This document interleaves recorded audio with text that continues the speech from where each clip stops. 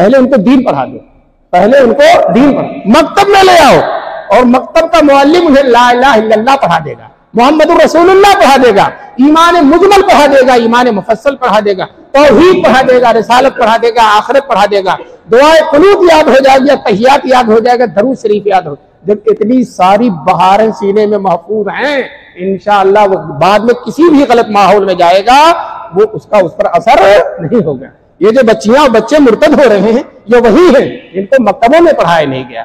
اے مسلمانوں، طے کر لو کہ انشاءاللہ ہم اپنے بچوں اور بچیوں کو مکتب میں پڑھائیں گے۔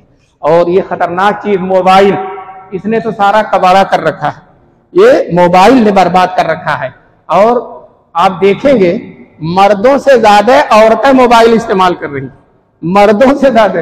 آپ ٹرین پہ جائیے تو مرد تو نکال کر عورت ہے جو دیکھتی چلی جا رہی، دیکھتی چلی جا رہی، دیکھتی چلی جا رہی ہے۔ یہ موبائل بہت خطرناک ہے۔ موبائل کو ایجاد کر کے ابلیس مطمئن ہو گیا ہے کہ اب مجھے پہلے بڈھا بھی ہو گیا ہوں میں اور پہلے جیسی محنت کی ضرورت نہیں ہے، یہ میرا کام موبائل کر دے گا۔ جیسا کہ وہ امام شافعی کا شعر ہے، شکوت الی وکیل سوء حفظی فاوصانی الی ترک المعاصی، میں نے اپنے استاد وکی سے اپنے حافظے کی کمزوری کی شکایت کی، فاوصانی الی ترک المعاصی، تو انہوں نے مجھے گناہوں کے چھوڑ دینے کی نصیحت کی۔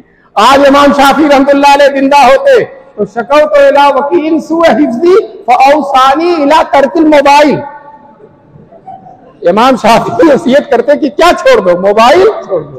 تو یہ موبائل، اس سے کتنے فتنے ہو رہے ہیں، غیروں سے رشتہ اسی سے، تعلق اسی سے، سب کچھ اسی سے ہو رہا ہے۔ دوستو، نبی پاک صلی اللہ علیہ وسلم نے جو ہے حضور کے زمانہ خیر کا زمانہ ہے، صحبت حضور کی ضرورت، تو عورتیں مسجدوں میں آتی تھیں، لیکن حضور کے بعد صحابہ کرام نے حضور کے منشا کو سمجھتے ہوئے عورتوں کو مسجد میں آنے سے منع کر دیا، مسجد میں آنے سے منع کر دیا۔ کیوں؟ مردوں سے اختلاط نہ ہو۔